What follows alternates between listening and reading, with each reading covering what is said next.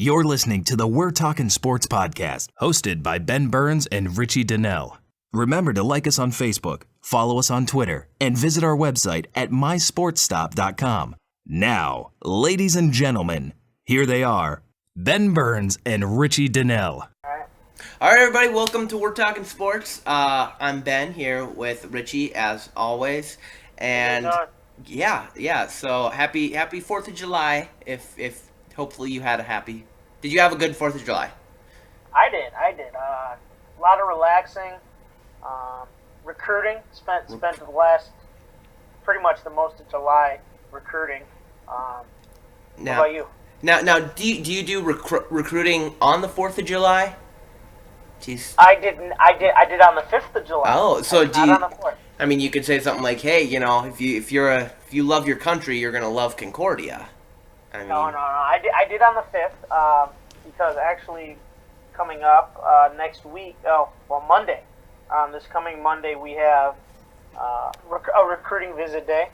Okay. All the MPS schools, so Riverside, Rivers King, Hamilton, all those Milwaukee public schools. We're having all their players that we have interest in and that have interest in us are coming out. And then on the 20th, a week from today, we're having another one. So recruiting right now is dire. Wow. Okay. Yeah, I'm sure. And one guy that maybe you're looking to recruit for a type of quarterback. Maybe best case scenario, you recruit a guy like Tom Brady. Hopefully. Yes. As long as he doesn't deflate any footballs, I think That's right. I think that would be a great recruitment. But it would be, because apparently the going rate for deflating footballs is 4-game suspension. Yes. So yeah, and it looks like Tom Brady will finally be serving that suspension for something that he allegedly did about a year and a half ago. Right. Yeah. It's one of those situations, and to tie another possible suspension or possible suspensions into this. Apparently now the NFL is really looking into this whole list of guys that are doing these banned substances that Peyton Manning was involved with, Clay Matthews and whatnot. James Harrison made a comment saying that I will, participate or help with whatever it is that the NFL needs if Roger Goodell would come to his house, sit down with him and meet with him and have a conversation about this whole situation. But that's the only way he would do it, and Roger Goodell has declined the invitation. So it kind of seems like Goodell is still the judge, the jury, the executioner, and this Tom Brady thing has been dragging out. This whole situation could essentially blow up the NFL commissioner's office if Goodell doesn't figure something out here in terms of what he's going to do with these suspensions. All right, and it seems like almost like since day one, Roger Goodell has really put down the hammer when it comes to suspending players. It kind of started with all the way back when he suspended Pac-Man Jones for an entire season, and really since then it's just he hasn't been a great fan of the players, especially one in particular being James Harrison, who I think has gotten the most fines out of any player in the past 10 years, something like that. Him or Ndamukong Suh. I would say. Right. That's another one. But so Tom Brady, it looks like he will be suspended 4 games, even if. And I'm sure the Patriots or Brady are going to try and find a way to get another appeal out there, even though the court just denied his appeal. Yeah, apparently they can go from, I don't know what court it was that they appealed this in, if it was just like basic, the lowest level of court possible, but apparently they can go to the Supreme Court to try to appeal this. I don't know if they will, if they're going to make this much effort. I would assume they would, just because we don't know what Jimmy Garoppolo is capable of at the NFL level. Yeah.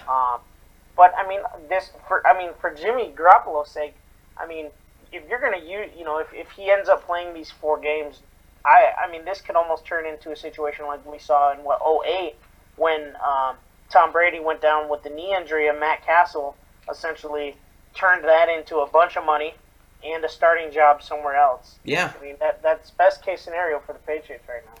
Well, and week 1, he's going to be playing, it's going to be a primetime game against the Arizona Cardinals. Oh. So, he's not getting anything easy. Yeah, and I believe they have Buffalo in that stretch. Yep. Of 4 games. And Houston. In Houston, and I believe Jacksonville, who is an up-and-coming team as well. I don't see Jacksonville. Oh, they're not in the first 4? They might be game 5 then. But I thought they do play Jacksonville relatively early. I don't think they play the entire season. Oh, really? No. Oh, because I thought I saw on there somewhere that that Jacksonville was in there. Yeah, well, I mean, either way, he's got his work cut out for him. Right. And it's gonna be very interesting, and I mean, I look forward to it, and I think for Garoppolo, there's a lot of money on the line here for him. Right. Yeah. Absolutely. Yeah. So I mean, I want to talk about the PEDs talks, with James Harrison and stuff, and a lot of people, Peyton Manning, Clay Matthews, Julius Peppers. Obviously, and Mike Neal, I think. Yes, and Mike Neal. Obviously, though, the most on the line. There's not a lot on the line for Peyton Manning right now, or James Harrison, whose career is more or less over. It's mostly going to be right now Clay and Peppers, because if those 2 get suspended, I mean, there goes the front 7 for the Packers. Well, if the 3 of those guys get suspended. 3? Neal. Oh, Neal is a free agent. It doesn't look like he's coming back. Re-signed. No. Okay. But yeah, if those 2 guys are suspended, I mean, that definitely makes things very interesting for the Green Bay Packers. I don't think that there's anything to this list. This list is very similar to the Mitchell report that came out in the middle 2000s, with the baseball simulation. And obviously a lot of those players, eventually, if they were still using after that came out, were found guilty at some point. Alex Rodriguez, admitted to using steroids, even though he has never failed a drug test in his entire career. Because of this report, he came out and openly talked about using steroids. Maybe we get something like that. Maybe, Peyton Manning says, hey, because I was playing, I didn't admit to it, whatever, but I did. Now that he's retired, maybe that gives some merit to this report. Who knows? But I don't think anything's going to happen in the near future with this list. I think it's going to take some time. The one interesting thing, though, is that, I think it's been talked about since he's come into the NFL, and that's Clay Matthews, is the name that constantly gets brought up, of whether it's steroids or pills or whatever. Clay Matthews always seems to be the name that's consistently brought up, and that also has a lot to do with who his college teammates were. Both Brian Cushing and Ray Maualuga have both been busted and suspended for using illegal substances, which kind of leaves you, into whatever opinion or interpretation of that you want. Is this the time that Clay Matthews finally gets caught, or is he just that, just a late bloomer and has finally developed into his body, versus when he was younger? Right, and really started his sophomore year in college. I mean, his freshman year in college, he was a walk-on, kind of looked like, a skinny guy, kind of like me. And then sophomore year, he just came out into, looking like a guy he looks like today. Just this huge, massive Thor, And another player that was a similar situation, a Wisconsin native, J.J. Watt, was very little in high school. Went to college, it didn't work out at Central Michigan, and then went to Wisconsin, and all of a sudden he just filled out, and now he's arguably the best player in the NFL. Whether or not there was steroids there, I don't know. Or even if he was on this list, I don't know. I'm sure it would have been announced that his name was reported on this. But, I mean, there's a lot of guys that could be, could either way, but Goodell's going to do, investigate, but I don't think there's anything here that'll actually will end up happening to any of these players. Yeah, I think I agree, and even if it does work out, this is going to take a lot of time. So, nothing ever panned out with Ray Lewis and the deer antler spray. Antler spray. Well, and I think, with Ray Lewis also, at the same time, he had announced his retirement, saying that was his last season, and it just so happened that they went to the Super Bowl.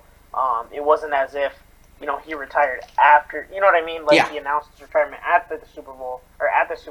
So even if he did use the deer antler spray, I don't think anything was going to happen regardless. They were going to be like, whatever, let him play. It's his last year type of thing. They were going to, brush it under the rug. That would be like David Ortiz failing a drug test right now. I don't think the Major League Baseball would do anything about it because nothing would ultimately happen.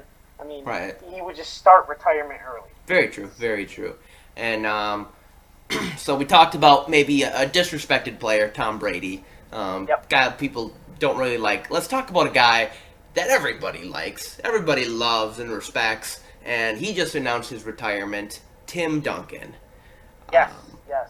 Man, obviously, this entire NBA season, we talked about, it's kind of fitting because the entire NBA season, we talked about Kobe Bryant retiring, and then just kind of out of nowhere, just out of the blue, Tim Duncan, who's maybe hasn't been as respected as he should have been throughout his career, very underrated, just goes up and just says, hey, I'm retiring without any kind of fanfare or anything like that. It's very fitting, but what can you tell us about Tim Duncan?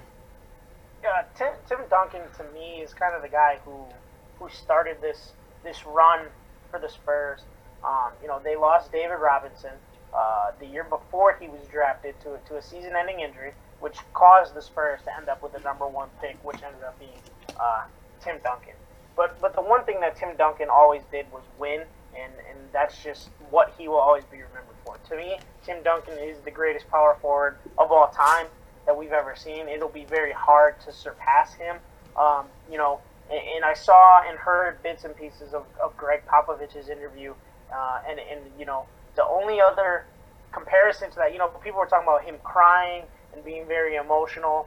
The only thing that I can think of that compares to that would be Bill Belichick still coaching when Tom Brady retires, just to put the two names in comparison, because Greg Popovich is going into his 20th season as the San Antonio Spurs head coach.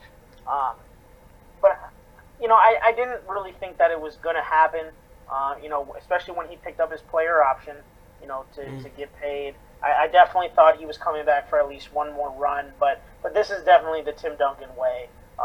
No fireworks, no limelight, no farewell tour, just kind of fade off into the sun. So that's just kind of his thing, and I think that's why so many people respect him.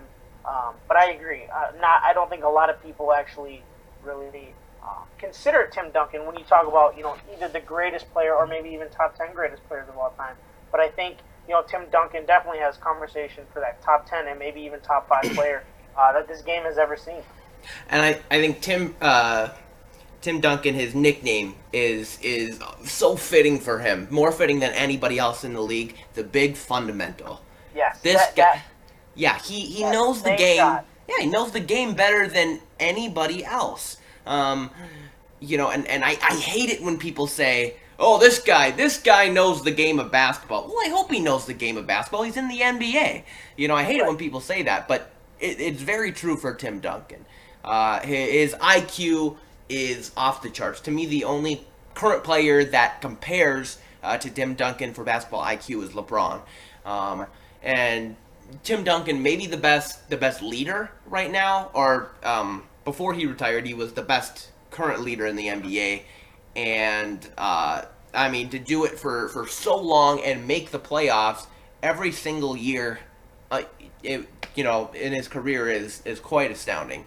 And also, I heard in his first 13 seasons, he made both the All-NBA team and the All-Defensive team. Only player to ever do that. That's amazing. Yeah, that's absolutely incredible. I mean, you don't get players like that. We keep talking about the generation of all these people that, whether it's the NFL, NBA, Major League Baseball, this whole thing of bigger, faster, stronger. In Tim Duncan's case, that was never necessarily true because, granted, he's a tall individual. I mean, basketball is a tall man's game. He was never the tallest guy. I mean, you had Yao Ming, you had Shaq that were taller. or bigger than him. He was never a guy who, these young centers that get up and down the court very well. Like a Andre Drummond that can just run the court, and get down there for an alley oop and a quick two. That was never, Tim Duncan's game. But as you mentioned, everybody that goes to the NBA or any professional sport obviously knows the game. But as you mentioned, what sets Tim Duncan apart is the whole idea of basketball IQ. And that was his key to success, was that he was going to outsmart and outwork everybody. And 5 championships later, here we sit talking about the great career of Tim Duncan. Is he the best power forward of all time? Yes, hands down. I gotta agree with you. I don't know. I don't know who else would compare there. Maybe Karl Malone, Dirk Nowitzki.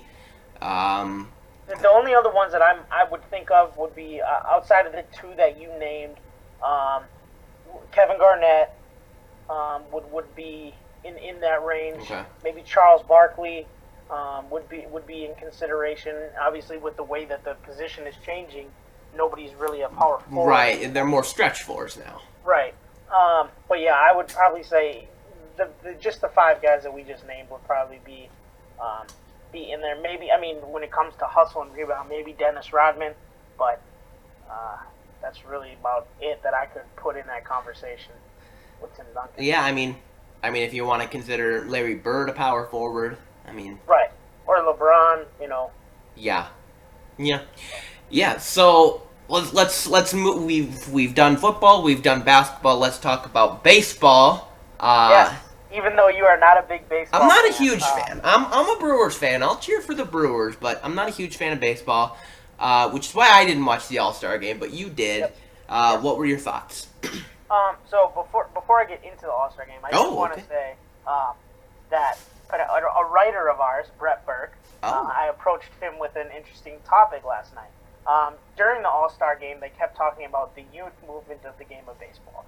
A lot of us grew up watching Ken Griffey, Barry Bonds. A lot of us remember Sosa and McGuire. Things like that were just the offensive game, the home runs, the steroids. And then, we transitioned into getting steroids out. And a lot of people consider baseball to be the boring game. It's hard to watch, or it's hard to go to a game and not tailgate or be drunk while watching it. Yeah. And rightfully so. Those terms definitely fit. But this movement of young players that is coming is definitely changing the game. And if you're not a baseball fan, or maybe a diehard fan, or maybe you're a loose fan, or maybe you didn't grow up on baseball, but right now is the time to get into baseball. If give it a shot, or at least give it an opportunity to come into your home, because of all these young studs that are playing the game. Last night there was 10 guys under the age of 26 that were on the All-Star game that were on the All-Star team yesterday, and that included the entire infield for the American League. You're talking catcher, first base, second base, shortstop, and third. All 5 guys were under the age of 26. And it's incredible. And the reason that I love watching this game so much compared to, the NBA All-Star game or even the Pro Bowl is because this game has meaning. As we were talking about, before, the winner of this game gets home field advantage for the World Series. Yes. Some people may think, oh, that's a joke. There's no reason that should be, or it should automatically go to the best team. I think this is a way to make a game like this meaningful. The NBA All-Star game is played during the middle of the season. They could do something similar to make that game meaningful again, instead of a bunch of guys just running around, not playing defense, scoring 200 points. We want to see competitive, and to me, that is why Major League Baseball weekend is the best all-star weekend of any of the sports, just because of the way that they still compete and the plays that they make. Those guys are still out there putting it on the line. And not to mention, you brought up the Brewers. Jonathan Lucroy got a hit last night. Hey. So he is 3 for 3 in his all-time batting career as an all-star. Every time he has a 100% batting average.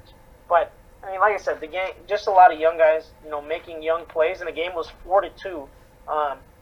And I believe what they say, something like 60 or 70% of all all-star games have been decided by 2 or less runs in the 87-year history, which means that you're getting a competitive game, which I think can also make it fun for people who may not be baseball fans or used to watching. And you see some incredible things. I mean, I'll tell you, I'll start watching the All-Star game as soon as they get some like an Air Bud type of player. Oh, geez. They get a dog out there that can hit the ball. I mean, I'll start watching that. Did you see that there were two independent baseball teams that have signed female pitchers? That's good. That's great. So maybe that's your opportunity. It's much different than having a dog out on there. That's not a good comparison. You'll never see. That is not a good analogy. I took it as something wow different, or something that maybe has never been done before. Not as I'm comparing these women to dogs. Oh my gosh! Well, we're canceled. This show. It's a good thing we have no sponsors. So yeah. Okay. Pause for editing. Okay. Yeah. Now, so what else did we want to talk about here? What else is in the news? Summer League, yes. NBA Summer League. It's the most wonderful time of the year, of course. Yes. And I think this Summer League to me has been extremely entertaining because we're seeing a ton of, I think the first round picks of this year and last year are really, stepping up and making some really good performances. Who to you has stood out? I mean, I went through each team and picked out some players that stood out to me. But if I'm just going to quickly look through this, I thought Vanderbilt played very well for Dallas. They held him over. He did play in Orlando, moving over to Vegas with them. Yep. I think that could be something that turns very good for them. They need some younger, more athletic players, and I just think that would be something good for them to add. They also had Marcus Teague, and Justin Anderson has played very, very well. Yes, over the last couple games. Another Dallas Maverick that has really stepped up for them in Vegas is Jonathan Gibson. Okay. Now he played in the China League, but now he's been doing great. He's been averaging 21 points per game. So little point guard, kind of reminds me of you name a little point guard. I don't know, Earl Watson. No, Earl Boykin. Not that little. But. Okay. I think one guy that Dallas did miss out on that they possibly could have kept, but they decided not to, is he is now with Atlanta. It was Brandon Ashley. I thought he played relatively well for Dallas.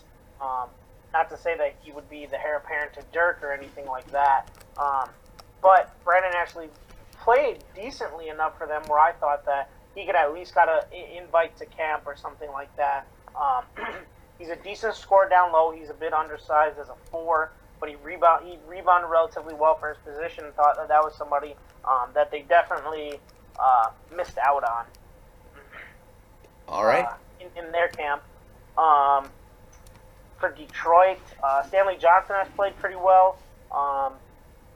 It's again, you talk about these guys, these first-year rookies or these second-year guys that are coming in and really starting to develop. Stanley Johnson is definitely one of those guys that I think we could see a big jump from this year compared to last year. Oklahoma City, Darius Johnson, I thought, did some very good things and could earn a spot on their roster. One thing that also stood out to me was the number of players who are getting guaranteed deals. Yes, for sure. This is my dummy what moment of the day. Dummy what? Okay. Yes. Because I don't understand what happened. I mean, maybe I'm just missing something. But how does a guy, okay, the reason I bring this up is because Miami is the next team on my list here. Okay. And I had as a guy that they should bring into camp was Rodney McGruder. So I assumed, okay, you just bring him into camp, see what he can do. The next day, Dwayne Wade signs to Chicago, and McGruder automatically gets a 3-year guaranteed deal. I'm like, are you kidding me? Dummy, yeah, what? Yeah, I'm sorry. The what dummy yeah Wait, moment of the day. wait, what? Dummy, yeah? Yep. Okay, sponsored by PetSmart. Not yeah. Or it's a professional wrestling joke. I apologize. Okay. Remember, we're talking sports. Yes, yeah, but I don't understand so many guys, and you had even mentioned to me the other day that Dallas gave guaranteed money to Dorian Finney-Smith, and it's Yes. just one of those things where it's almost like giving a guy a contract extension for playing well in the preseason, for NFL, and I can understand maybe a 1-year deal. But to give a guy 3 years of guaranteed money is just crazy. Well, they signed Finney Smith even before the summer league, so what I thought is maybe they were thinking about drafting Finney Smith in the second round, and Hammonds just happened to be there, kind of situation. I got you. So I got you. they kind of, I think they just viewed him as another draft pick. Right. Because one of the other things that the NBA does have, and I believe the NFL does too, is those future contracts. Yes. That they can use, and I don't understand why, some certain players who have maybe been around for a little while that are now getting a chance in summer league, like Andrew Harrison, who also got 3-year guaranteed from Memphis. Wow. Why you just wanted to give him, something like a future contract, or sign him to a 1-year deal, assign him to your D League so you can at least watch him and he's in your system learning, versus automatically giving him guaranteed money, because now you're locked in even though it's only 3 years, $3 million, you're still locked in. He's taking up a roster spot, and who's to say he ever even works out for you? Right, and I think even going further, like, give him one of these future contracts and almost encourage him to go over to Europe, where I think is even more competition than the D League. Yeah, no, I completely agree. I do not understand that one bit. One player that Miami does have is Damian Lee. He's an undersized guard that they picked up, and I believe he's in Vegas with them. And he is just a scoring machine. He played at Drexel, and then he transferred over to Louisville for his last year, and now he's doing the same thing in the NBA. Very similar to Jamal Crawford. He just knows how to score, and I would not be surprised if he actually, maybe not with Miami, but gets picked up by somebody and is able to come off an NBA bench.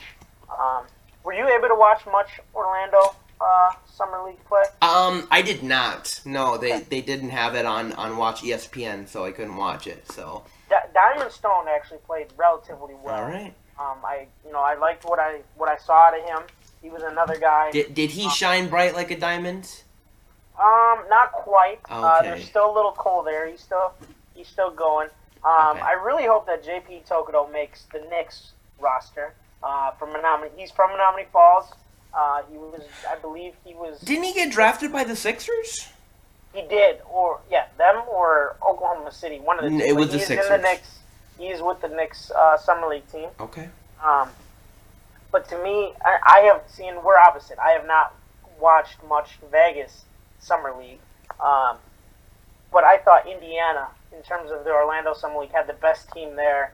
Gorgis Niang and Glenn Robinson III are two guys. Wait, Gorgie Jang is playing in the Summer League? Gorgie Jang, not from Minnesota.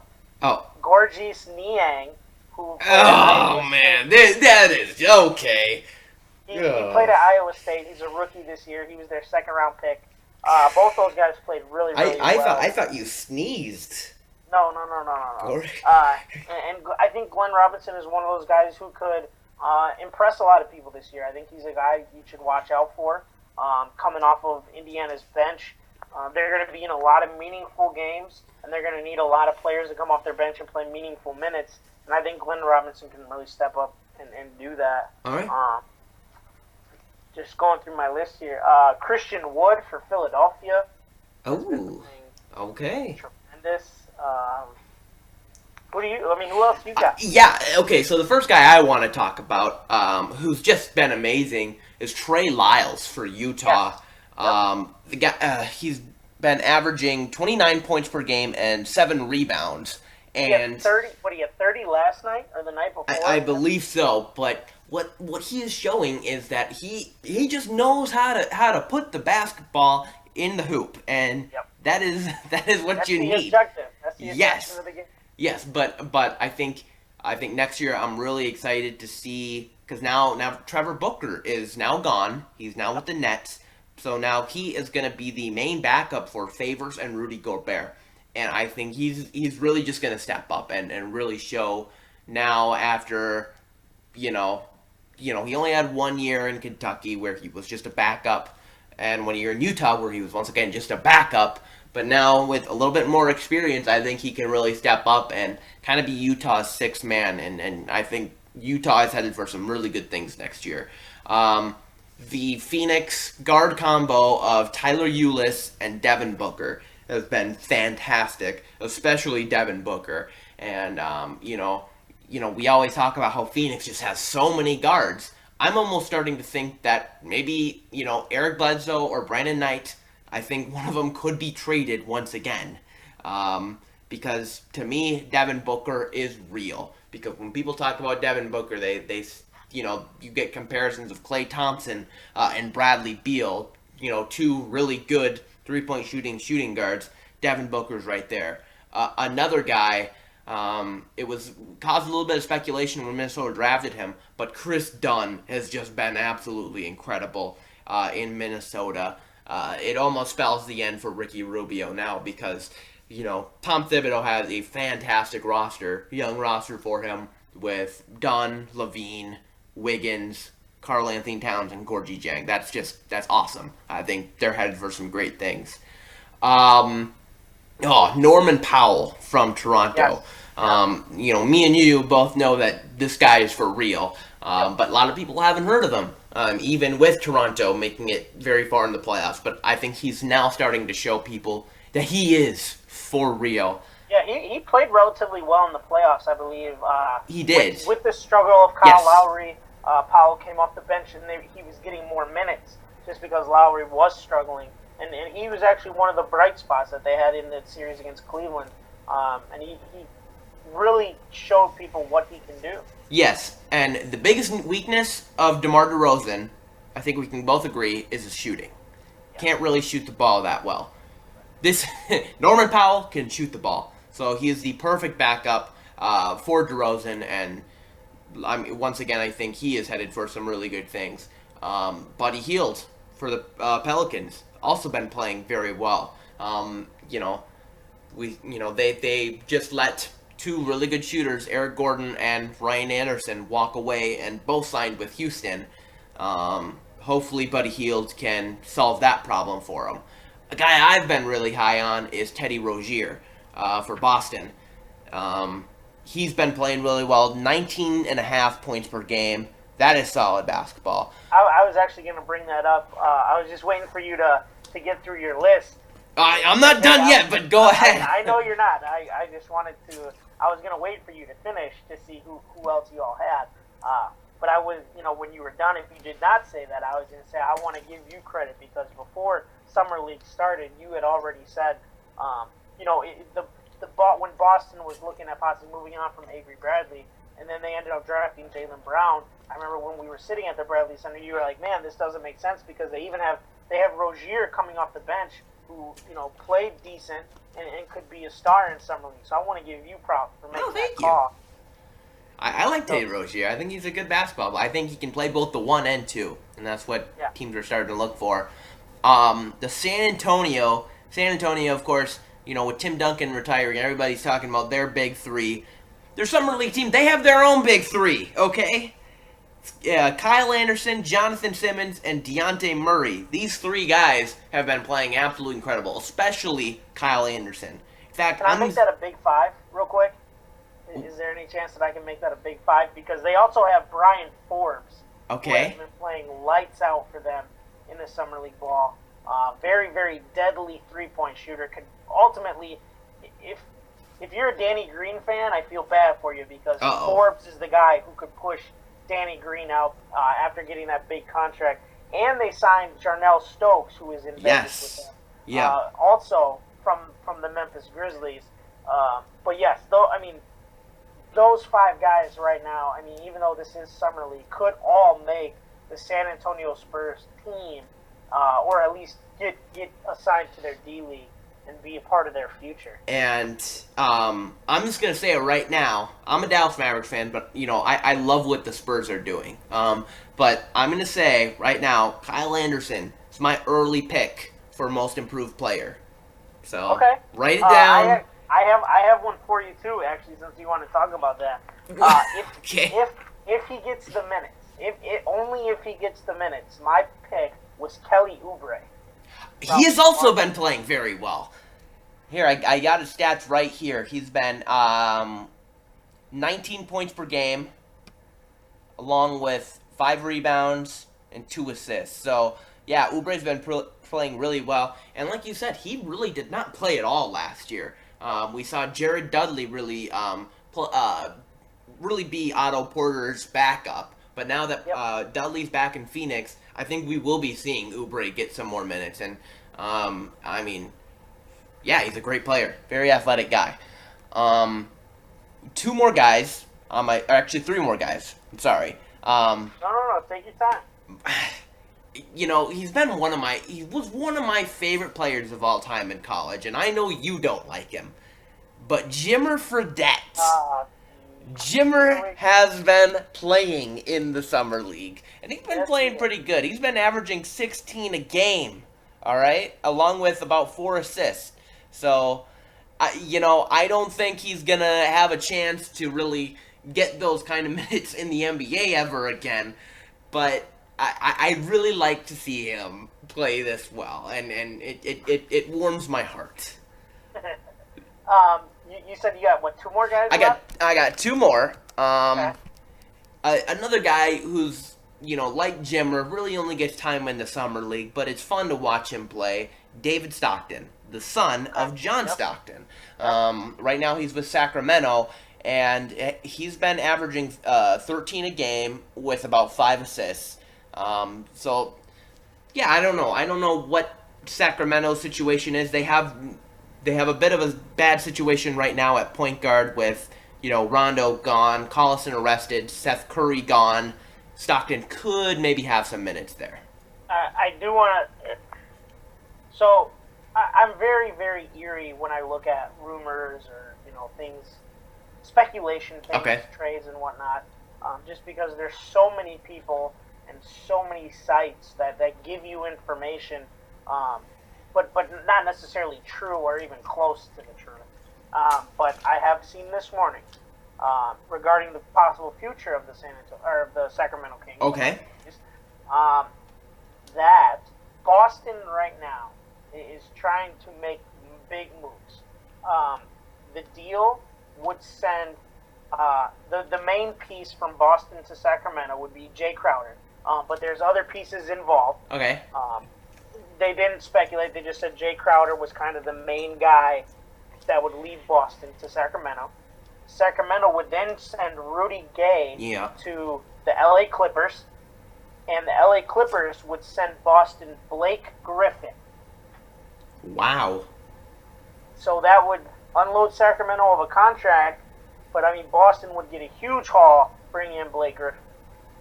Man, so and where would Gay be going? To the Clippers. Okay. Wow. I don't know. I mean, there's been a lot of speculation with Rudy Gay. It sounds like they're trying to unload him. Indiana's been the big team I've been hearing. I have heard that as well. Yeah, it sounds like Sacramento either wants Monte Ellis or Stuckey, but sounds like they're not getting a trade there. Another team I've heard is Oklahoma City. Obviously they're looking to replace Durant. Clearly Gay's not a Kevin Durant replacement, but still a solid player. The last summer league guy I want to talk about, and obviously you're going to be a lot happy about this, is Mr. Maker. Yeah. Thon Maker. Yeah. He's been doing great. He's been leading the Vegas Summer League in rebounds per game with 12. And by the way it looks, he's a double machine. Yeah, I was actually talking to somebody recently about the way that the Bucks have actually handled their summer league over the last number of years, and we have always happened to find very good development in our summer league, and that started roughly about 5 years ago when the Bucks drafted Larry Sanders. Now, Right. Larry Sanders obviously was not ready and was not a key piece of our team as a rookie. But when he went back for that second year, you really saw the development and the defensive stopper and the shot blocker that he would ultimately, become.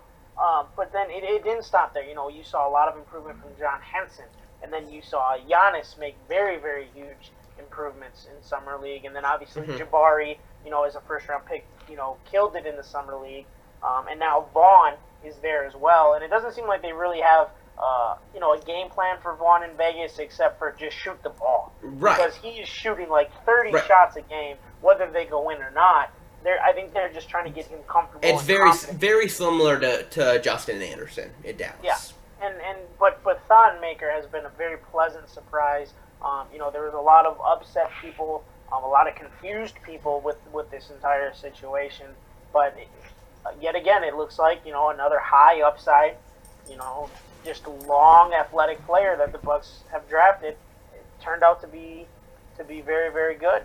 Another guy that the Bucks do have, I don't know if you've noticed, but Taron Petaway, who previously played for Nebraska, has been scoring very, very well for them as well, and could possibly get a shot in camp. He was a very good shooter.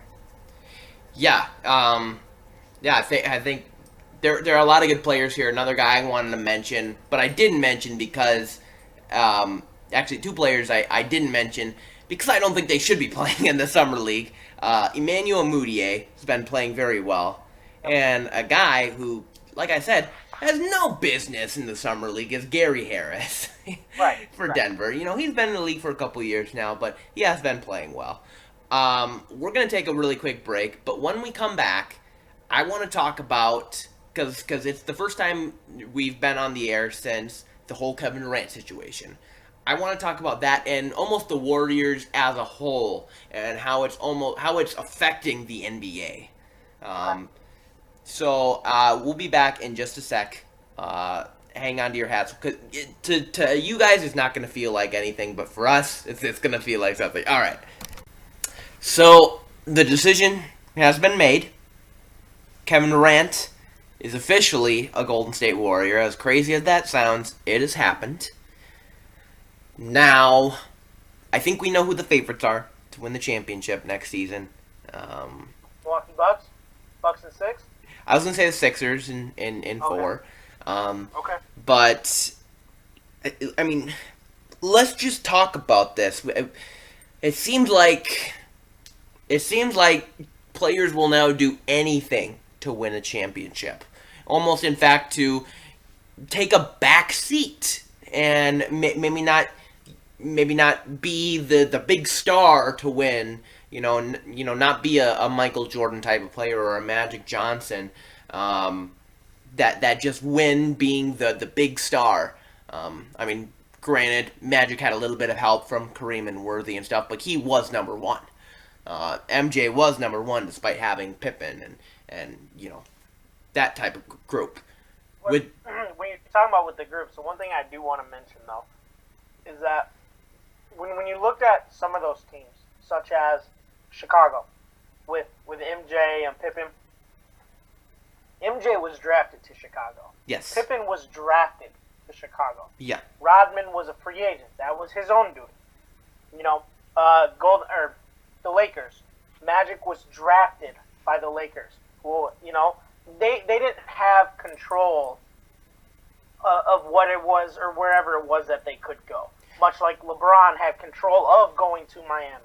Durant has control of going to Golden State. So when you look at a lot of the teams in the past, those players didn't necessarily have control over where they went, but it was because they wanted to play their whole career in one place or whatever. That allowed them to build that way versus all these players trying to be friends and play together, or Durant's contract, 2 years with an opt-out after year 1. Essentially, his contract says, if I get a ring, I'm gone. Well, he has gone on to say he doesn't want to go back into free agency. That's what he said in his press conference with Golden State. So by that description, it kind of looks like he will be staying. Of course, we won't find out until then. But going off of kind of the comments Charles Barkley was saying, it almost seemed like it was a bit of a cop out for Durant. Seemed like he didn't want to take the hard way to get to the championship or to win a finals, because the Warriors without Durant were probably the favorites to win the finals. They were the favorites. So do you agree with anything that Chuck said? I don't agree with Charles Barkley very often, but this is in this case, this is one situation that I do, not word for word, but from what I took from what he had said, he had made a comment something like that. If he really wanted to, he could have called Jordan, he could have called Bird, he could have called any of those guys and said, hey, let's put together a super team to win a title. Yeah. And ultimately those guys ended up becoming good friends. Bird and Magic now are good friends. But playing against each other, they weren't. They absolutely hated each other. And Charles Barkley made the comment about, something about getting more. You get more out of beating those guys than you do joining them to win a title. Right. Because then it's too easy. And I completely agree with that. I think this move that Kevin Durant has made not only hurts what people will think of him, which he could probably care less, but this hurts the NBA as a whole, because now we already know what the finals is going to be next year, and that's not exciting. Yeah. Nobody wants to watch a predetermined NBA finals. Knowing that those two guys are going to be those two teams are going to be the teams that are competing for the championship. Right, and it's kind of even robbing some of these other low market teams that are building up to win a championship, like Toronto or Memphis, or Portland. Teams that are doing what the Thunder were doing, building through the draft. And now it almost seems like they're doing it for absolutely nothing, or doing it for a playoff appearance. and that's not what teams are going for. It's almost like win the championship or go in the lottery. It seems like these are the players' option, or the team's options. Right. And I don't want to say that it's wow, I just totally lost train of thought right there. I had something and then I lost it. Is this a dummy moment? No, nothing like that. It was totally related to Durant, and then I figured out. All right, well, and okay, so we saw when LeBron made the huge decision to sign with Miami, and Chris Bosh went too.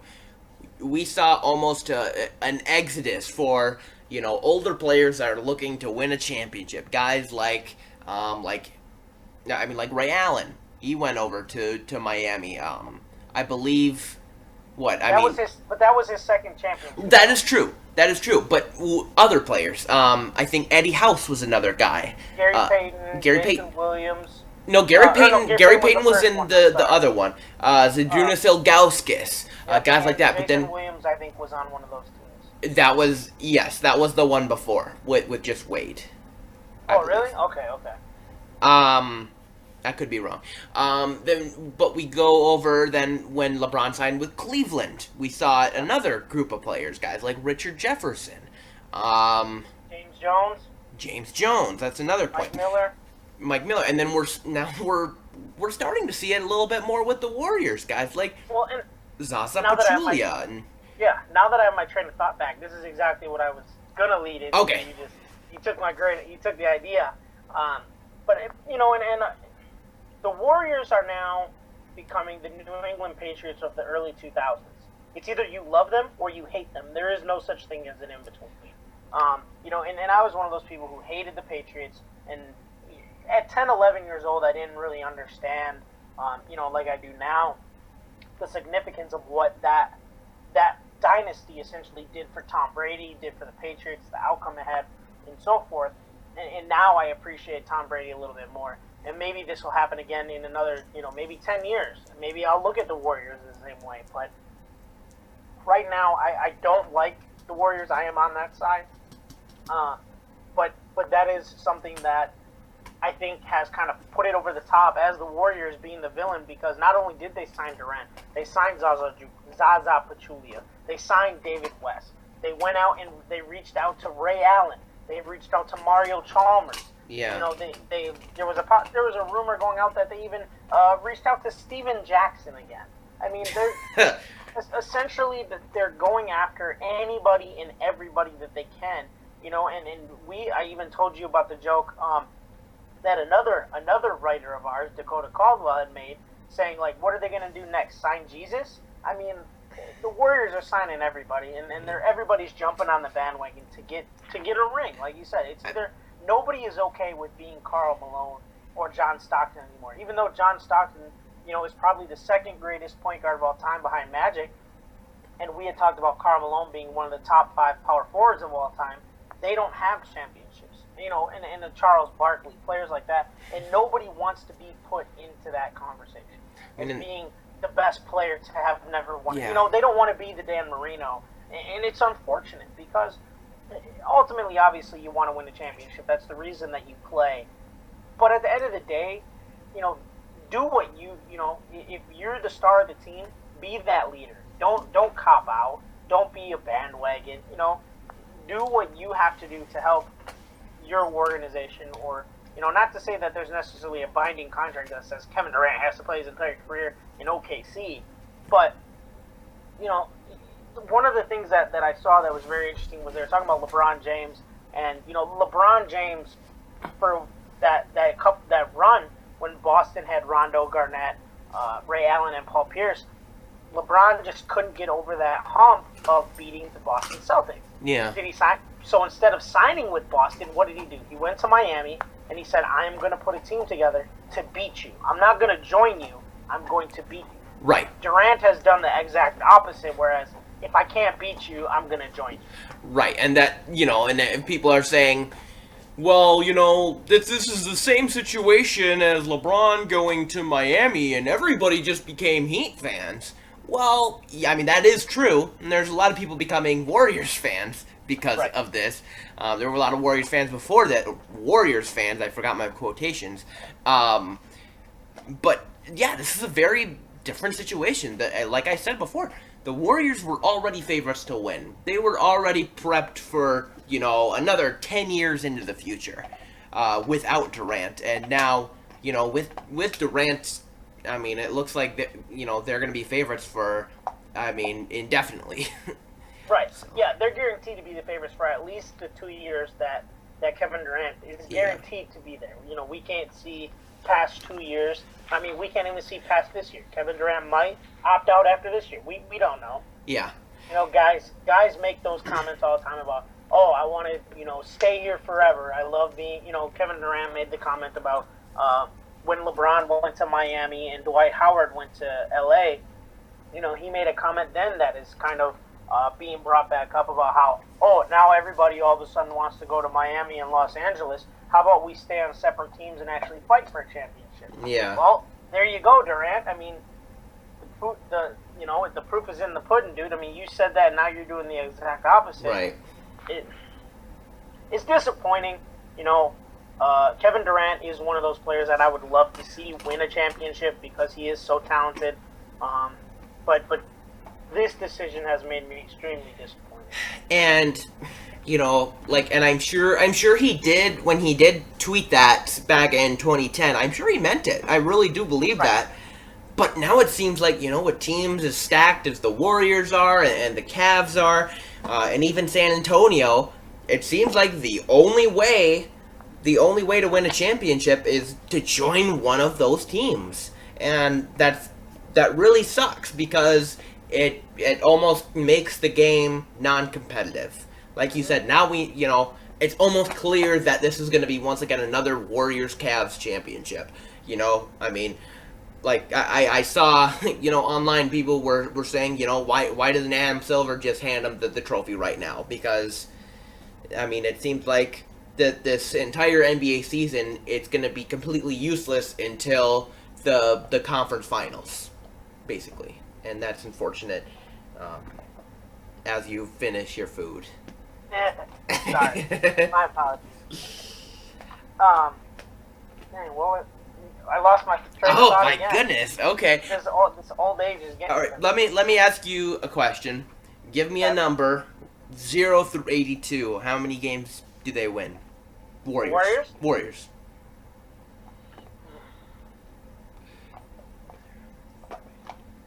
81. 81. Really? 80. Do you believe that? I do. I mean, without Durant, they won what? 73. They won 73.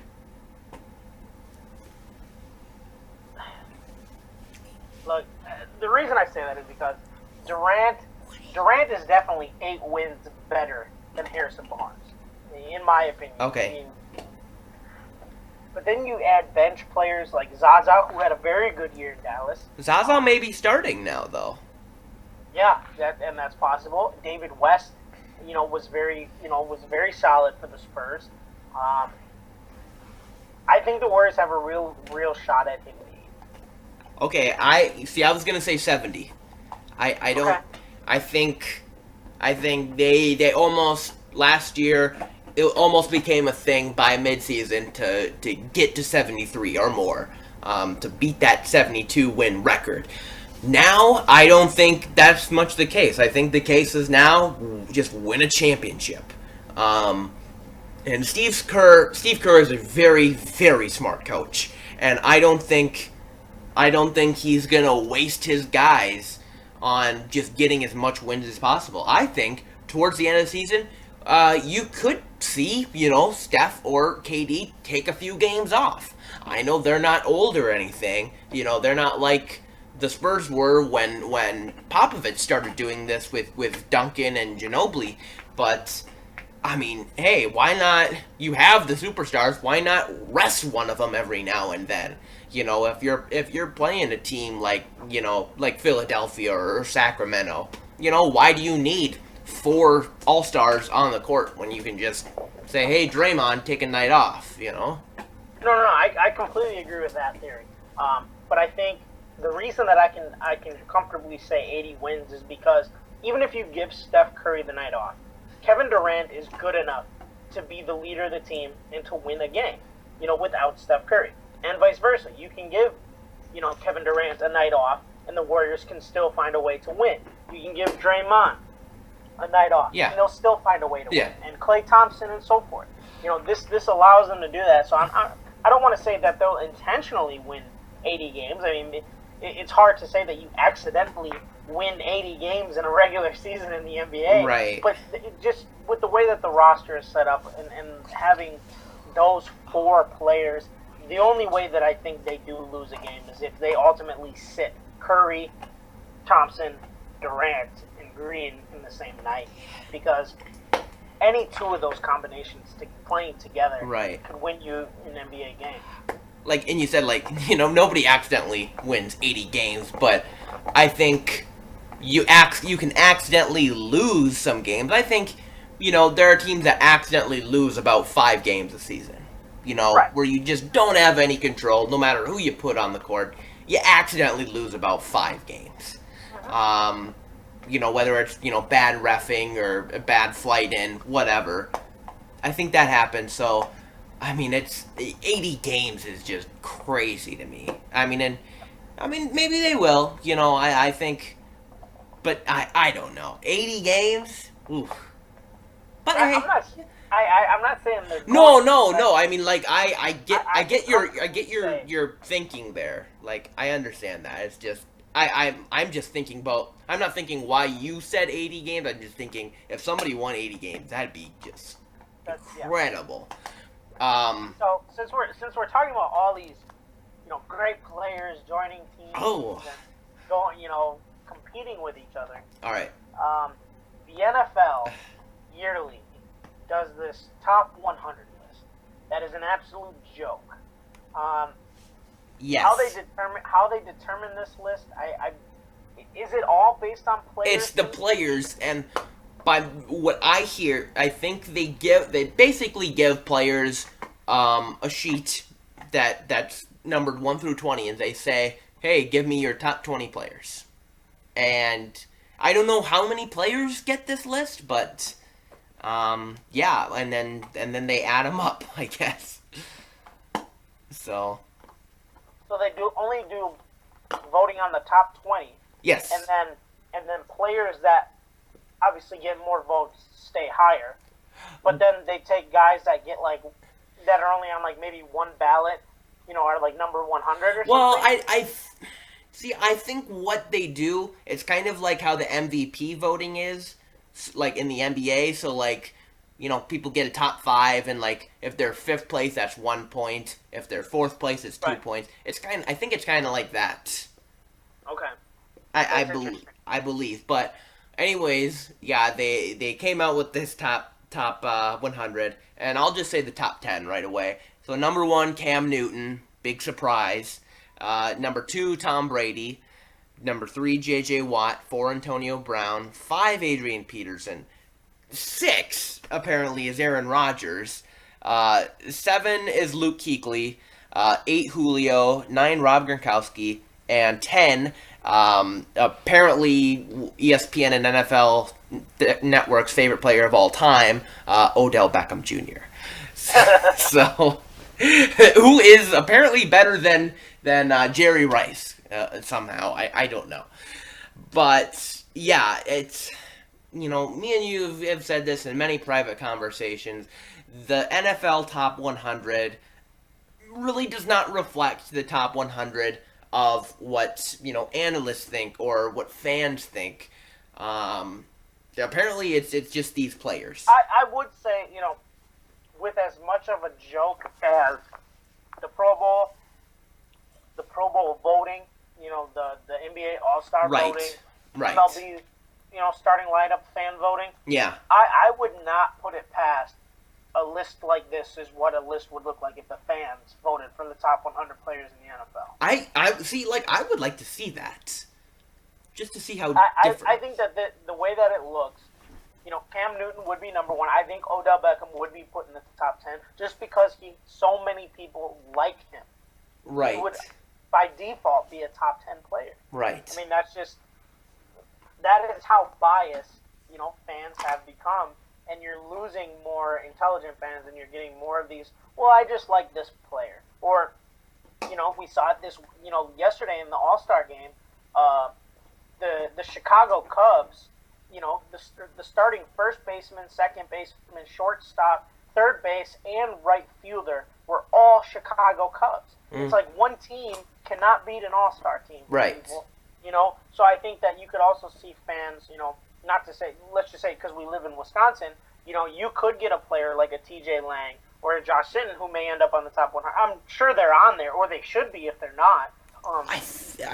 Lang didn't make the top 100. That could end up on there or pushed extremely high because Green Bay has such a right, a very following fan base that Green Bay fans would be on there voting for every player on the roster just because they want to see their players get, that hot. I mean, and it's a shame. Here's what top 100 I would want to see is the entire NFL coaching staff and front office. I can coaches, agree with GMs, and scouts, because I think those are the guys that are making the decisions, and I want to. Yeah, I think that'd be great. And if they did do a list, I would not be mad.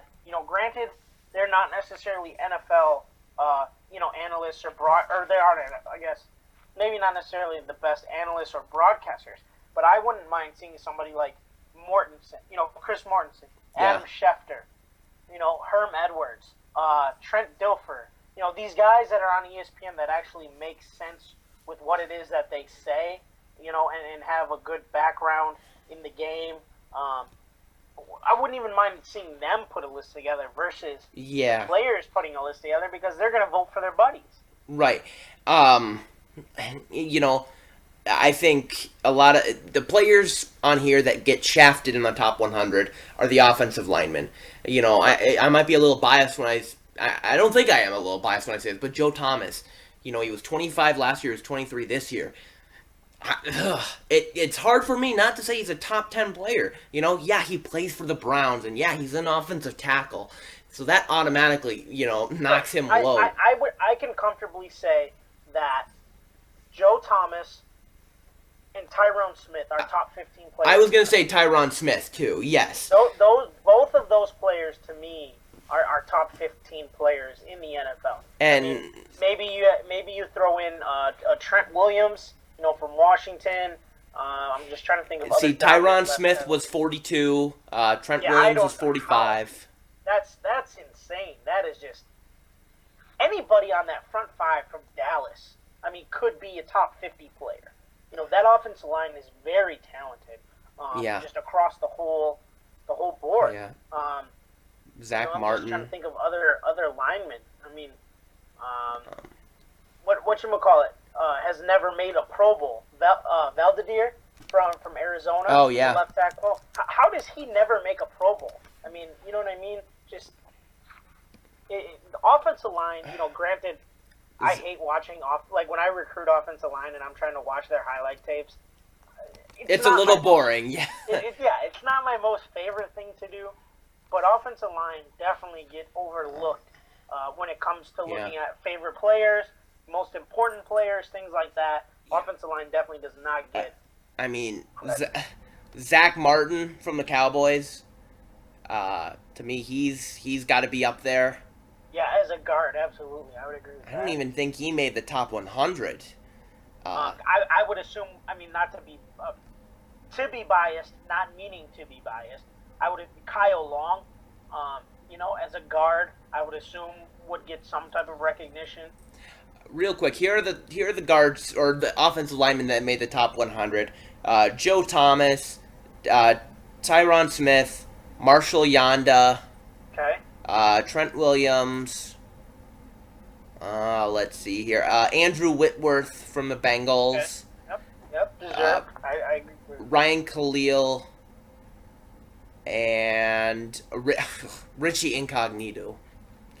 So Incognito actually had a pretty good year, but yeah, I don't think he should be in the league. I feel. No, yeah, but so we put together our top 5. So we we didn't want to spend a lot of time on this, but just because it's the top 100, I don't like this. But why don't you give us your top 5 really quick, just 1 through 5? How about we go 5 backwards, alternate? You want to do that? We can do that. Okay. I'll start then. My number 5 is Rob Gronkowski. We did our top 10 tight ends a little while ago, and I think I had him at number 3 or something really high. But yeah, he's the best tight end in the league. He'll probably retire as the best tight end ever. So yeah, he's my number 5. My number 5, maybe the only reason that he's this low is because the other 2 guys that I have ahead of him that play the same position are a little bit more seasoned and have kind of been there, done that. So my number 5 actually was the MVP, Cam Newton. Okay. The only reason I probably have him at number 5 is just because I think the other 2 I have ahead of him are better quarterbacks, better quarterbacks. Cam Newton, obviously the better athlete. For sure. But I think Cam Newton is kind of the future of where the quarterback position is going in the future in the NFL. Okay. My number 4. What's my number 4? My number 4 is Tom Brady. Yeah, fantastic quarterback. I mean, what else can you say about him? And I also put him number 4 because he suspended 4 games. No, I'm kidding about that, but no. Yeah, he's number 4 for me. All right. My number 4 is actually the number 5 in the top 100. My number 4 is Adrian Peterson. Okay. I still believe he's the best running back in the NFL. Even though he's getting older, there's no signs of slowing down. And I think he also could be, maybe outside of Aaron Rodgers, the most important player to a specific team, just because I wouldn't want to see where Minnesota is without him. And his production on the field speaks, on how talented he is. Okay, so my number 3 is one of my favorite players of all time. Obviously, if you know me, Aaron Rodgers. Now, he didn't have a great season last year. I think a lot of that had to do with Jordy Nelson being out. But, I mean, he's still Aaron Rodgers. And, everybody knows he's a future Hall of Famer. He's always going to be in the talk for, MVP and stuff. But, without the Packers, or without Aaron Rodgers, the Packers are nothing. And so, yeah, he is my number 3. My number 3 was your number 4, Tom Brady. I think without him, the Patriots essentially fall flat at this point. We don't know what Jimmy Garoppolo is capable of, and we'll definitely find that out this upcoming season. Tom Brady could be number 1 next year. Just because of how valuable he is to his team. He always finds a way to get it done. Despite the mobility, he is definitely not a new age quarterback by any means. And he just, finds ways to get it done, finds ways to get wins, and consistently just puts together MVP-type seasons. All right. My number 2 is the MVP, Cam Newton. Really, the only reason I have him number 2 is, A, he was MVP, and 2, he made it to the Super Bowl. That's really the only reason I have him here. Otherwise, he would probably be number 5, or not even on the top 5 for me, so... Okay. Yeah. Well, it seems like now that I know who your number 2 is, that we have the same exact number 1. All right. Because my number 2 is Aaron Rodgers. Aaron Rodgers. All right. Who obviously you mentioned everything that he is for Green Bay. I believe he is the best quarterback in professional football. He does it all. If he needs to run, he can run, and he's just as dangerous inside and outside the pocket as anybody. If anybody can even touch him in either of those categories. And even without his top receiver last year, 2 Hail Mary catches, call it luck, call it whatever it is, he found ways to get the job done with the weapons that he had around him. Yeah, no, he is very good. No, so we both have J.J. Watt as our number 1, and I mean, J.J. Watt, I think he's only had 5 seasons so far, but I mean, he's already just been just incredible. What he's done for the Texans defense is absolutely astounding. He is the Texans defense. Whether, rush the quarterback, stop the running back, block the pass, whatever. He can do it all. And he's already being talked about as one of the best defensive players ever. And, obviously, I think, wherever you want to put him, your top 2 defenders are Lawrence Taylor and Reggie White. He may not be there yet, but I think very soon he could be in that discussion. But a lot of people like him. I think Gil Brandt just had a top 10 list of defenders that he's met before, and he had J.J. Watt number 3. So that's very high praise. He had him above Dick Butkus. So I don't want to call Gil Brandt on any bias, but he is from Milwaukee. Gil Brandt is. Really, he is. So he is from Milwaukee. So there might be a little bit of a bias there with JJ. Well, I don't know. Hey, talk to Gil Brandt. But I mean, that's JJ Watt. JJ Watt's absolutely incredible. What was it, 2 years ago when Aaron Rodgers won the MVP? I not because of a dislike to Aaron Rodgers, but I thought JJ Watt was definitely thought, whether or not Rodgers deserved it. I mean, he had a great year, but J.J. Watt, to me, is still, I don't want to say a head and shoulders above everybody else, but he's definitely at least the size of somebody's forehead atop of everybody else in the NFL right now. You talked about, Lawrence Taylor and Reggie White. J.J., when you talk about people that play on defense that can win you a ball game by themselves, J.J. Watt is a name that I definitely think of along with those 2 guys that you named. And despite being double teamed, triple teamed, he still goes out and gets 15 to 20 sacks. I believe he's closing in on 100 pretty quick here. Yeah.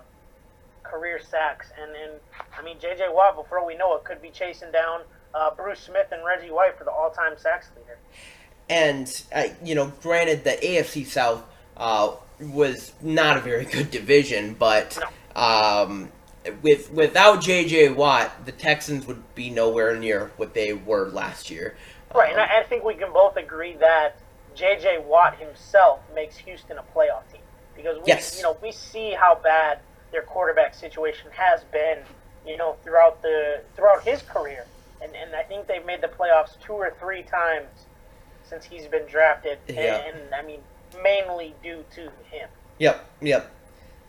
Be interesting now. They got Brock Osweiler. I don't know, and he's throwing to DeAndre Hopkins, so that's not too bad of a situation. So we'll see. Not at all. They're getting better. No.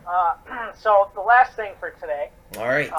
We're hopefully, we're just going to say our predictions here. So whether you hear this today or tomorrow, tonight is the ESPYs. The ESPYs. And we decided that we were going to go through the categories, so to speak, that we are knowledgeable enough to make a decision on. We were not going to vote for best male surfer or best female action sport, or anything like that. The ESPYs are usually a pretty big hit. They usually get a good host. This year we talked about is John Cena. Which I don't discourage or this is a judge-free zone, but if Caitlyn Jenner wins an award again, I'm going to be high. No, she's not going to win another award because I believe she won. What award did she? The Arthur Ashe Courage Award. The Courage Award, and that's already decided. Like that's not voted by the fans. So I don't know that she should have won the award to begin with, but. Well, and what I heard is that they already decided on somebody, and then they made room for her and decided that somebody else shouldn't have won it. So I don't know. Anyway, have they announced who's going to win it this year? I'm sure they did, but I didn't. That's usually, I know, a pretty big part of the night. And I did see on Twitter that Stuart Scott's daughters are there because I think they're presenting the trophy. They're presenting, maybe? There's the Arthur Ashe Courage Award, and then there's the Jimmy V Award. The Arthur Ashe Award is awarded to Xavion Dobson, and I'm not sure who that is. Okay. And then for the Jimmy V Award... And that's the one that Stuart Scott won, correct? Yes. Craig Sager is going to get that, so that's very well deserved. Yeah. I'm off for that. And right, and Joe Biden is presenting him, so you're a big Joe Biden fan. There you go. So where do you want to start? Well, I just went in order based on how okay. it was listed in fan voting online. Do you have the ESPYs? I do. Do you have it in front of you? Okay. I don't know who all the nominations all right. are. I just wrote down my selection. Yep, I have it up. But I know the first category is best male. Best male athlete. The nominees are Steph Curry, Cam Newton, Bryce Harper, and LeBron James. Okay. I'll go first on this one. Oh. I went with LeBron James because of the 4 that were nominated, LeBron James is the only one who won a championship of those 4. Oh. But also, LeBron is a great player. He's the best basketball player in the world. Regardless of what anybody says, he impacts the game more ways than any other player in the NBA. Whether people want to say Steph Curry is the best player in the NBA or not, I don't care. Steph Curry is not going to play defense the way that LeBron does. He's not going to pass the ball and rebound the way LeBron does. Bryce Harper had a great year last year, was the MVP for Major League Baseball. But again, LeBron is the best player in the world for the sport of basketball, and he won a championship. And to me, that takes the cake. Now, is this how you would vote, or how you think the fans will vote? Yes. This is how I vote, or who I thought did it. Okay, then I'll do the same. To me, it is Steph Curry. All right. Yeah, it's Steph Curry. Did you hear All right, that? there we go. Okay, now you're back. Am I good? I don't. It like came really fast. I don't know. Oh, okay. Um, You said Steph Curry. I heard that. I did a little ta-da sound of it. Ta-da. Sorry. Oh. I'm sorry. We're trying different things here at We're Talking Sports. I'm sorry. That won't happen again. No. That's It was perfect. But brought to you by PetSmart.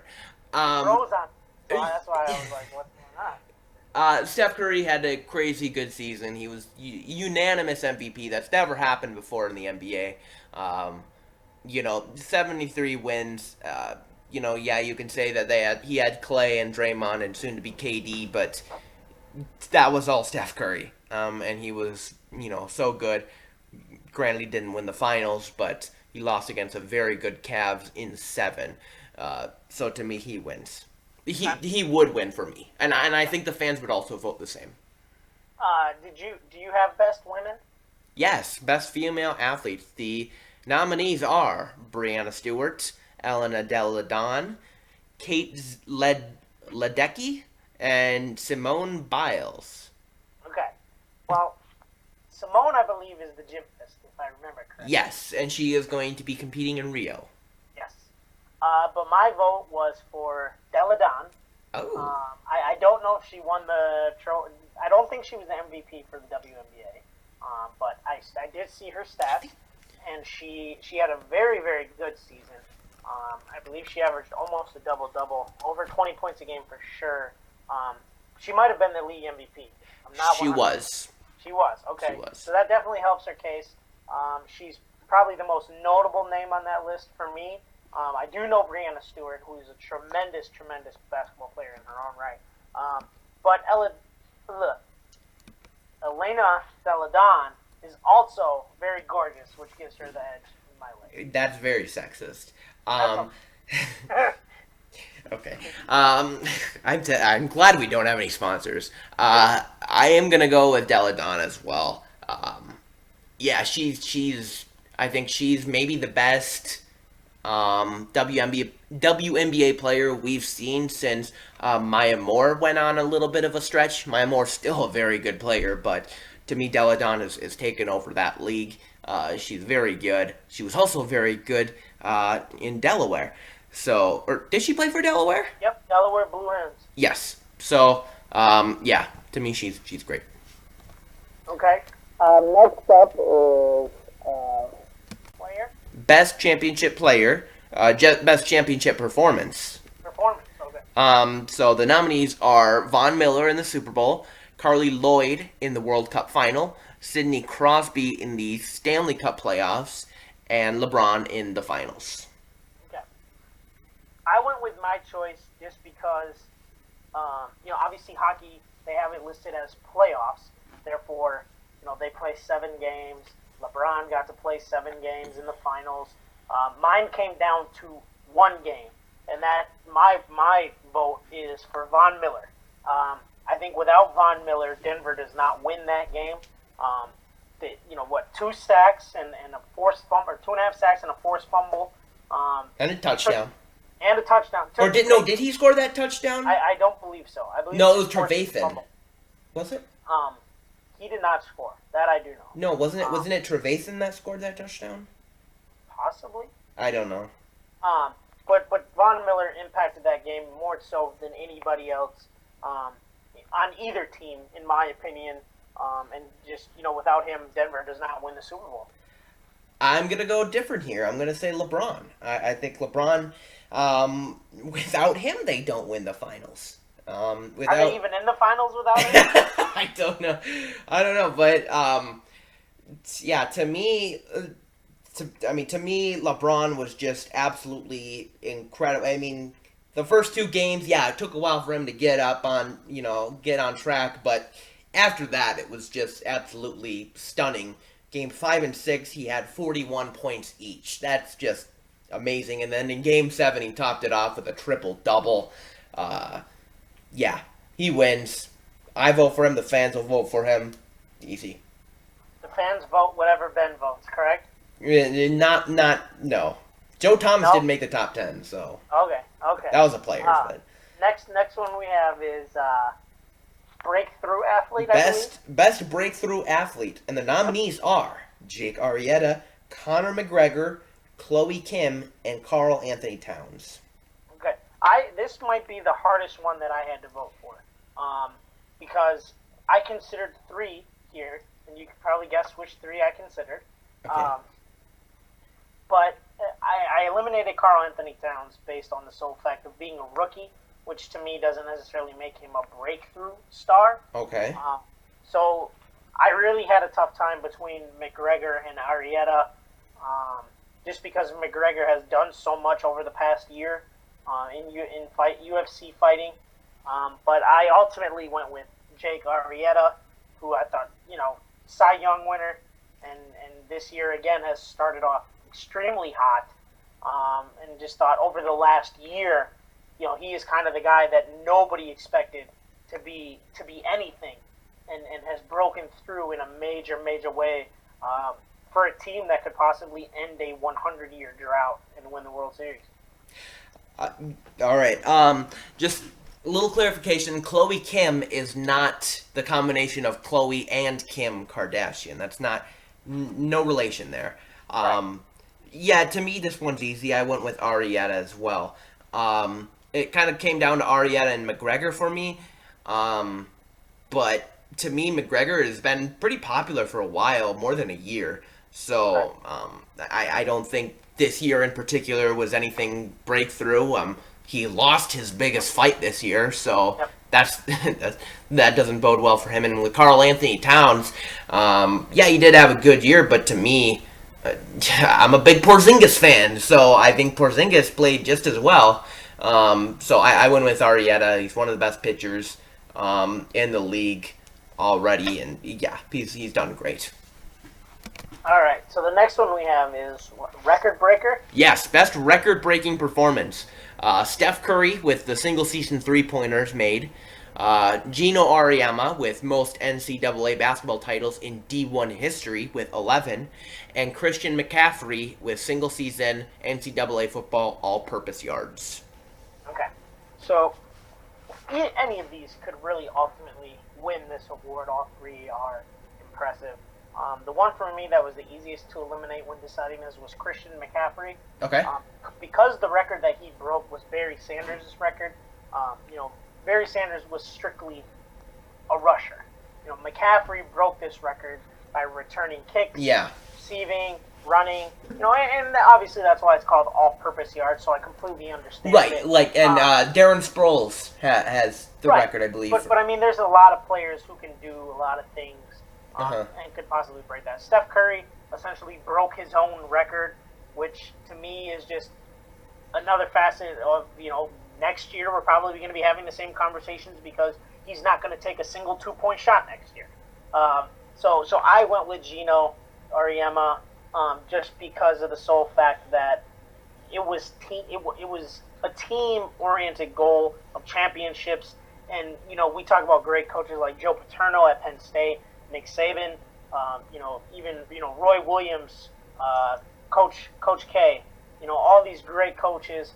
But for Auriemma to have 11 national titles and it being a Division I record puts him on a pedestal, that nobody else can really reach. Yeah. I agree. I went with Gino as well.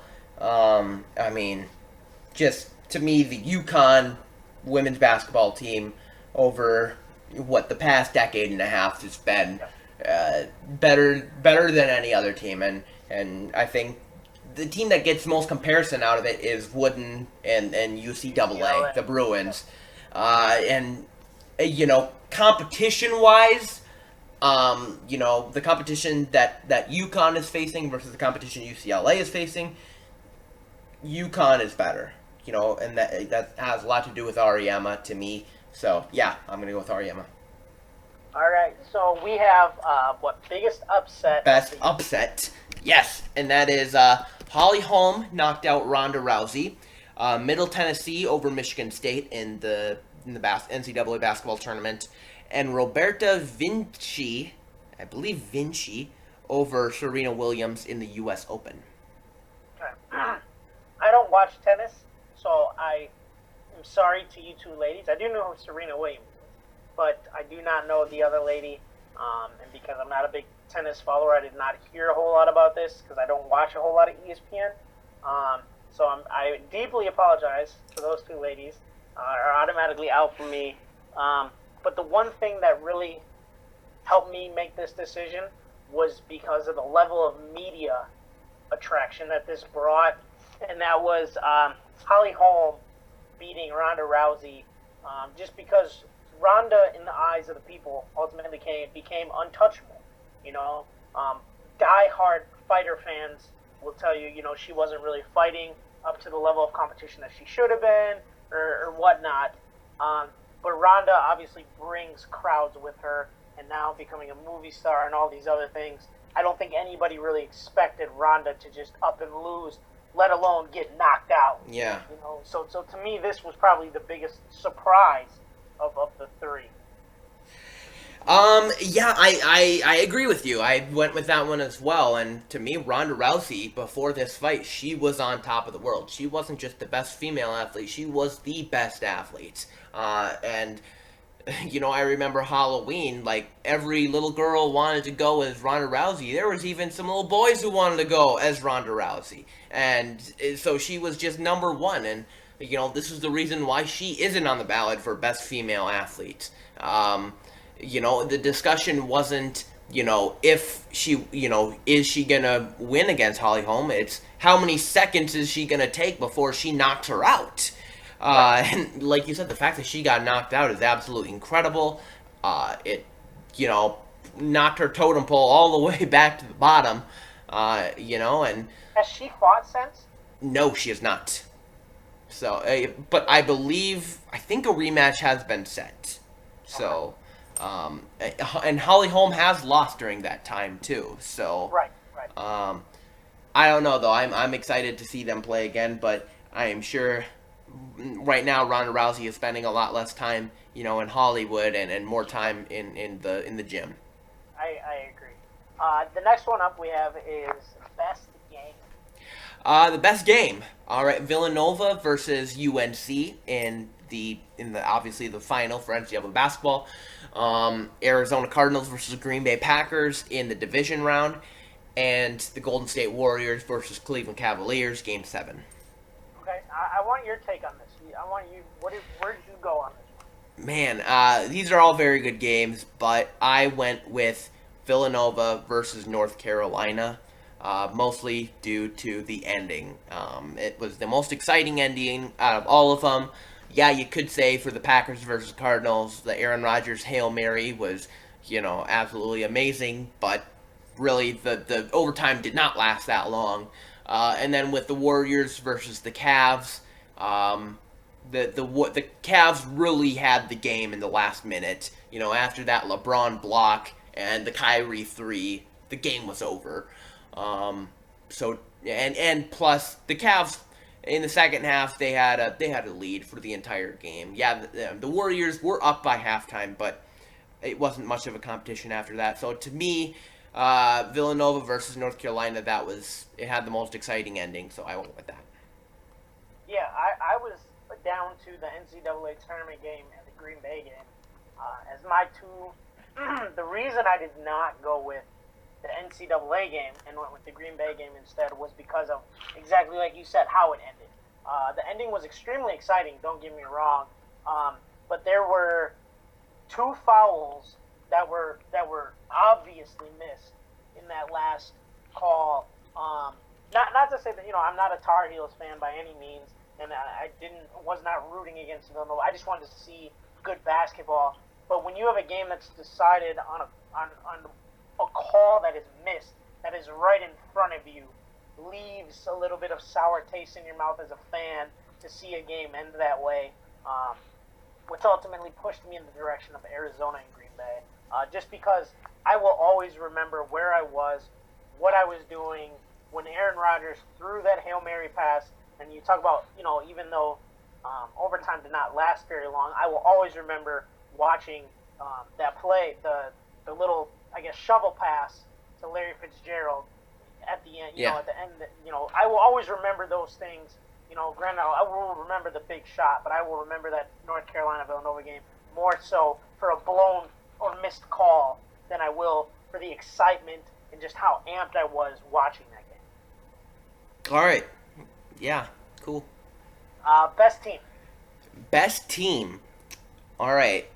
So there's a couple more choices, and they're all championship teams. So the Cleveland Cavaliers, Pittsburgh Penguins, Kansas City Royals, Denver Broncos, Alabama Crimson Tide, I'm guessing football, UConn Huskies women's basketball, and Villanova Wildcats men's basketball. I had a really, really hard time with this.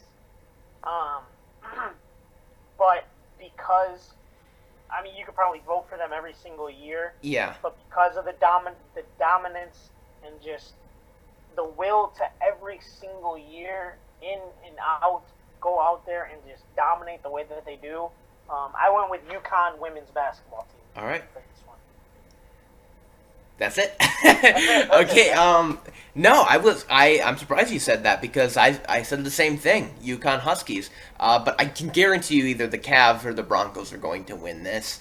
And you're gonna see either LeBron or Peyton up there saying, "Oh, I want to thank the fans, whatever." But no, it is the UConn Huskies, and it's just they're so good every year, and Breanna Stewart, to me, is one of the best players they've had for a while, probably since Maya Moore, and probably before that it was probably Diana Taurasi. But yeah, to me, like I said, with the competition they face, there's so much of a deficit there. It's unbelievable how much better they are against everyone else. So yeah. Yeah, and I think this category. Not to say any of these categories you're guaranteed to be right or wrong. I don't think there's any clear-cut choice. No matter who you vote, You're voting the right choice regardless. But I think of all of the categories that they have, this is definitely the toughest. With all of them obviously being champions of their respective league. Cleveland ended a huge drought. Winning a title for the first time in their franchise history. Kansas City, ended a huge drought. For the Royals, having not won a World Series since I think like the 80s or anything like that. But yeah. This to me was probably the toughest category of all of them. I remember the ESPYs in 2011, which, by the way, it was 2011, and that was the best year of my life because that was the year the Dallas Mavericks won the championship and the Packers won the Super Bowl. So that was just on top of the world. And to my surprise, for best team, they voted for the Mavericks. I thought that was the Packers in the bag right there. But the Mavericks won. I was still very happy. But they came down from 2-0 or 2-1 or something. They came down. Or something? They came down from 2-0, and then they won the next 4. Or no, I'm sorry. They were. I think it was 2-1. And they won 3 straight or something like that. Yeah. That was a good team though. So best coach. Best coach, Ned Yost from the Kansas City Royals. Gino Auriemma from the Huskies. Jay Wright from Villanova. Nick Saban from Alabama. And everybody's favorite coach, who's been doing it for years now, Tyronn Lue. This is probably an extremely biased pick here. But I went with Nick Saban. As a football coach myself, if there is anybody that I could ever become or want to portray myself to be or follow in the stepping stones of, Nick Saban is that guy. Year in and year out, Alabama football is the pinnacle. That is the team that everybody wants to beat. They will always be in the running for the national championship. And for the longest time, he had that short stint in the NFL, but probably for the better part of the last 10 years has been, the guy in terms of coaching when you talk about the sport of football. To me, it came down to Gino and Nick Saban, and I went with Nick Saban. It was a tough one for me. But to me, I think those two, I think they're both in the top 2 for like best coaches.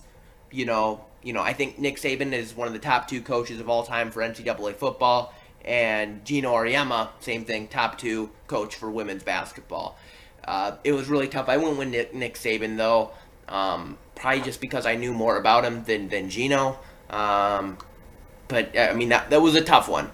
But it was hard. It was hard to turn down the half-year experience from Tyronn Lue. Ugh. Well, I actually have a question about Tyronn Lue. Yeah. Shouldn't that be a picture of LeBron James? Shouldn't that be LeBron James up there for Coach of the Year? Yeah, I don't know. And and if Tyronn Lue did it, did they like split in half and mail one to David Blatt? I don't know. Do you know, was LeBron nominated for Executive of the Year too? Was LeBron on that list?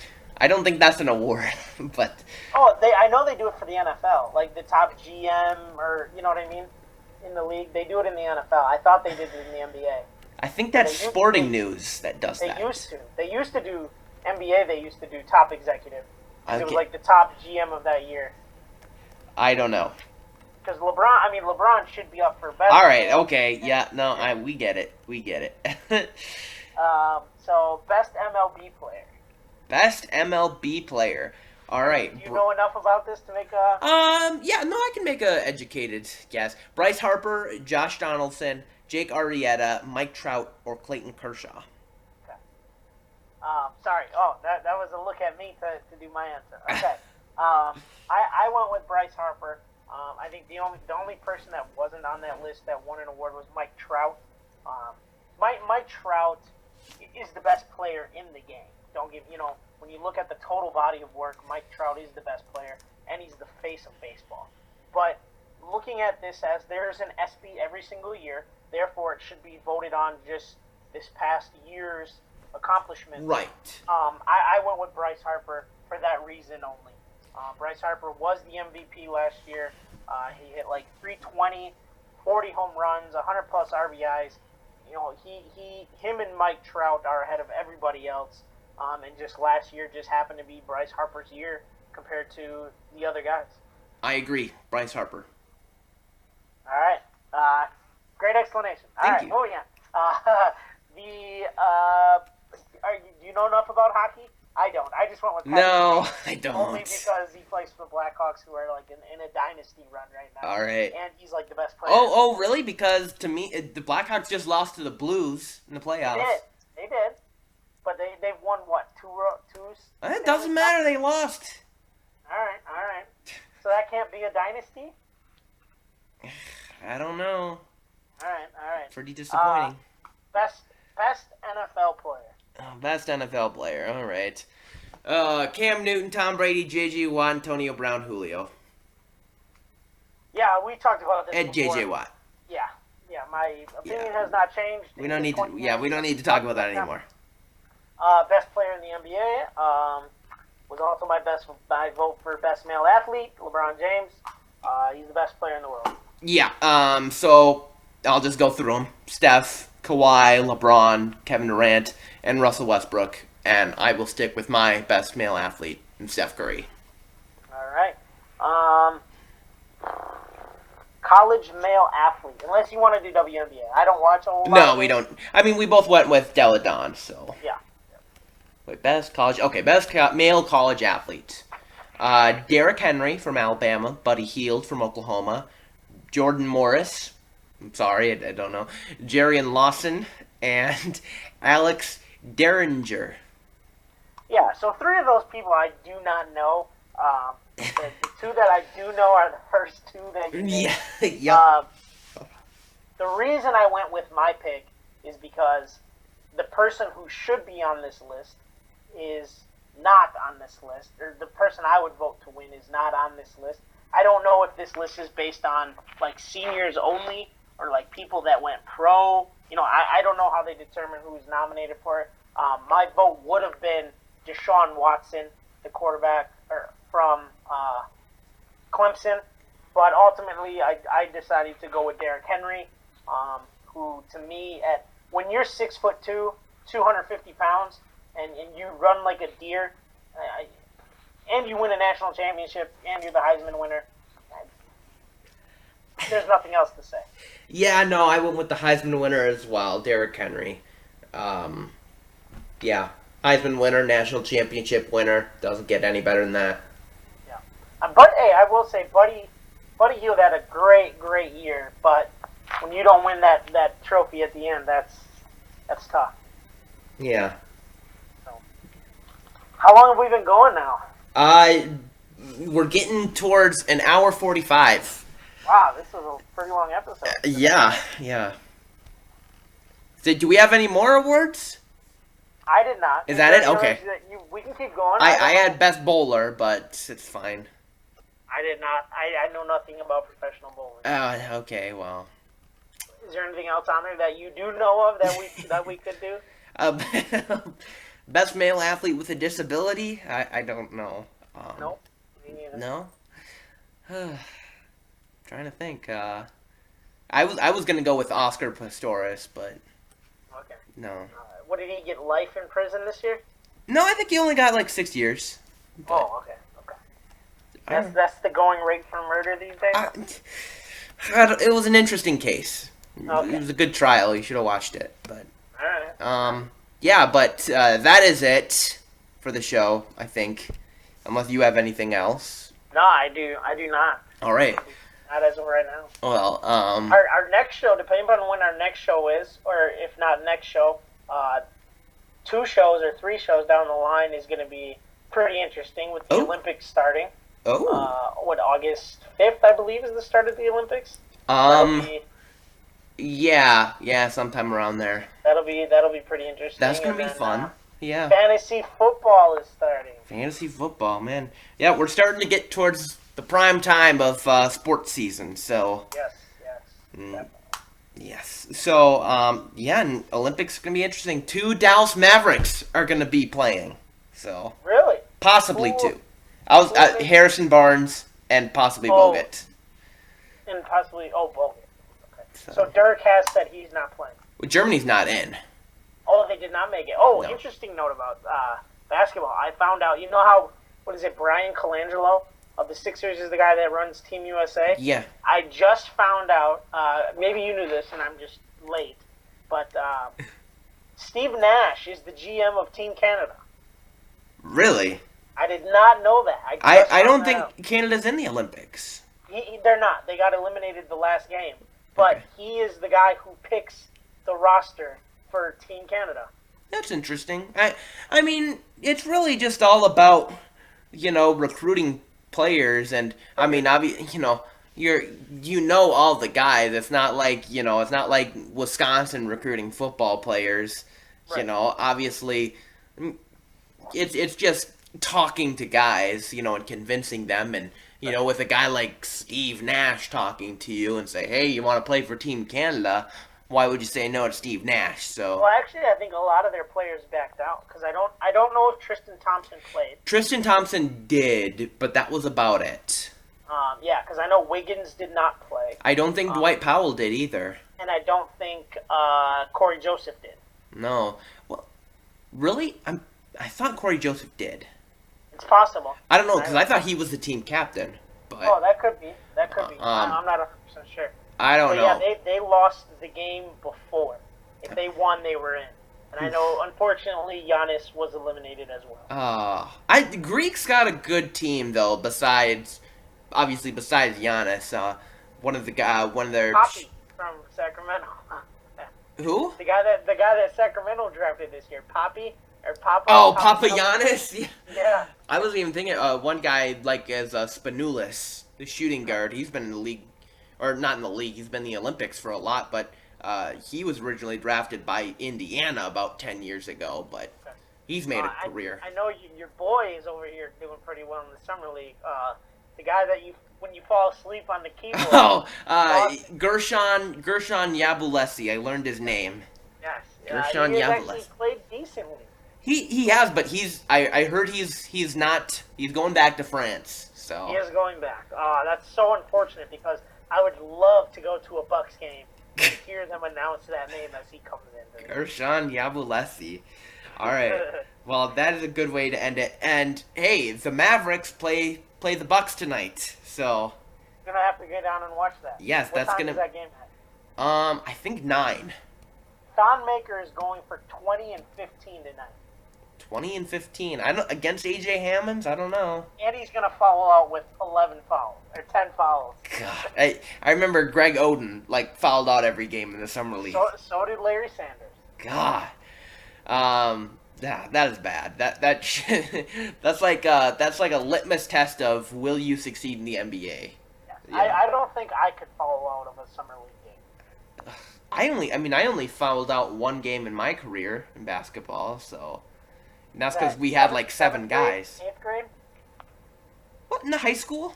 Oh, okay. Jeez. Okay. Well, on that note, I'm going to leave. All right. Thank you guys so much for watching. Remember to go on mysportstop.com for more info. Got some good stuff on that site. And remember to like us on Facebook and follow us on Twitter. Fun stuff. Sure. All right. All right. Well, it's been a pleasure. And have a good summer, July. Bye.